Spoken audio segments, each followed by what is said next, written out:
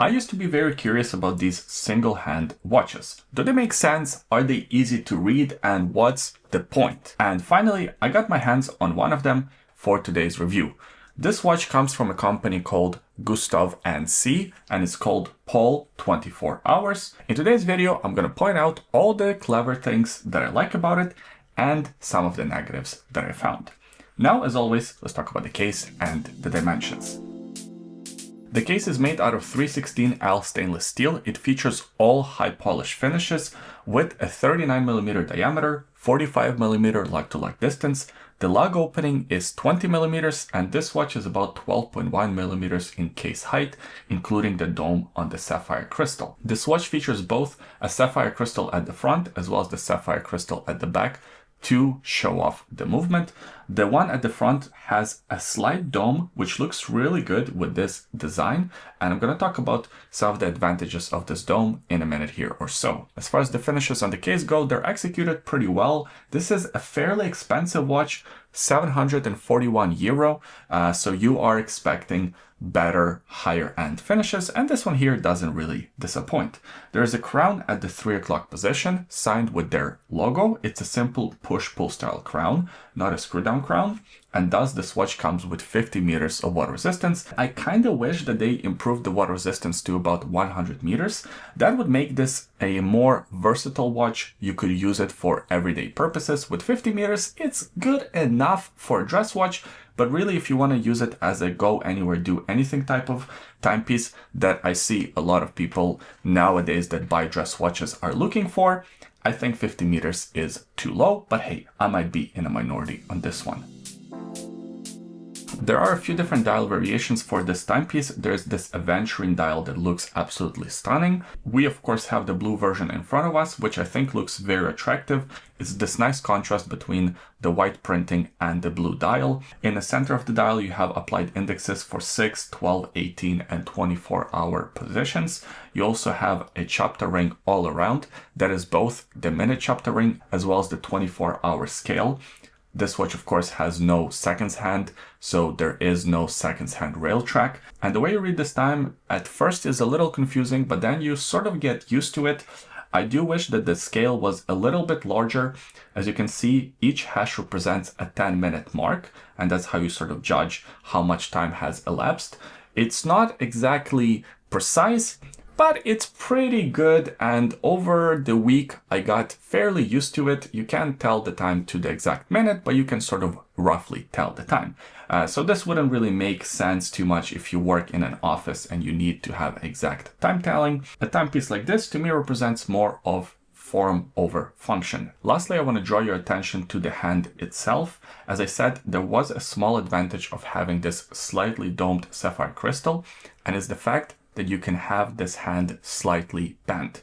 That's one of the advantages of only having a single hand. You don't need to clear other hands in its movement, and thus you can create this kind of cool effect to the dial. So that does look really cool, and it stands out as a unique feature from other timepieces. This watch comes on a leather strap, and it features this interesting butterfly clasp. I actually really like watches that feature this type of clasp.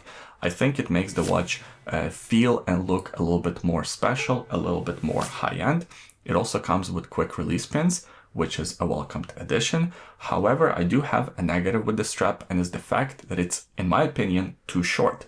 I have about a 7.5 inches wrist, and I'm using pretty much the third to last holes. So if you have a wrist that's larger than mine, the strap will simply be not long enough. And even on my size of a wrist, it already looks awkward. The leftover strap is simply not long enough to reach the second loop.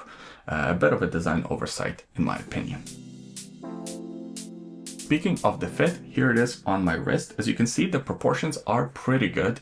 This 39mm diameter is very popular with a lot of watches for a reason. It fits majority of the wrists just fine. It also has a fairly short lug-to-lug distance, about 45mm.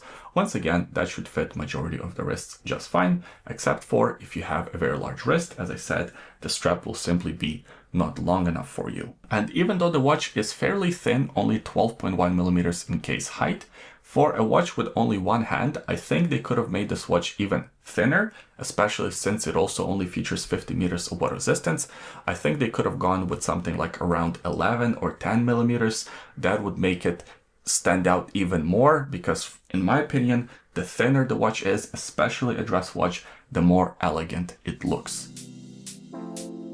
And the choice of movement for this watch is very clever, is the Miyota 9 series movement, 9075 to be exact. That's actually a GMT movement, and that's how this watch works. That's how the timing works. They only use the GMT function of the movement, and they ignore minutes and hours, as well as the seconds hands. On one hand, it's a positive because you don't really need to add any special modules to existing movements. You simply use out-of-the-box movement, and you sort of modify it slightly. You modify the pinion and you modify the set of hands to fit on this existing movement.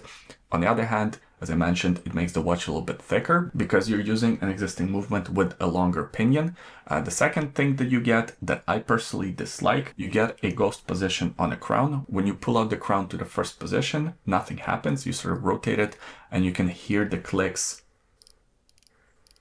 for the date change, but of course there is no date aperture on the dial itself. It's when you pull the crown to the second position, that's when you can adjust the timing.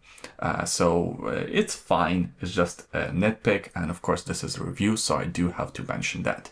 On the positive side, these Miyota movements are fairly good, they're fairly reliable. This one is a high beat movement, if that even matters. It beats at 4 Hz and it comes with 42 hours of power reserve. With my time spent with this watch, it's definitely a conversation starter. A couple of different people asked me about it because it looks so unique, and people are sort of mind blown that you can tell the time just using one hand. I don't know if necessarily it needs the 24-hour scale. I think it would have been easier to read with a 12-hour scale and probably would achieve the same effect just as well. But on the other hand, having the 24-hour scale is a little bit more rare in these single hand watches, which makes this one a little bit more rare and a little bit more special. In terms of the pricing and the packaging here, it's pretty good. Could this watch be cheaper? I think slightly, maybe make the price 100 euro or 200 euro less, make it around 550 euro, then it becomes a banger, value for money. At 750 euro, it's okay, but with the Miyota movement, you really have to love this design and really would like to add one of these watches to your collection. I am impressed with this company, Gustave Cie, and I'm excited to see what else they come up with in the future. They have other models, not just these single hand watches, but I wanted to feature one of these ones because I never reviewed one on the channel. Leave your comments in the comment section below. Let me know what you think about these watches. Do you have any single hand watches in your collection? Have you been tempted to get one of these watches? And I'm always curious and excited to read your comments, and I do read every single one. I appreciate you watching this video until the end. Please subscribe to the channel so you don't miss these reviews when they come out, and give this video a thumbs up if you enjoyed it. Thanks for watching, and we'll see you next time. Bye.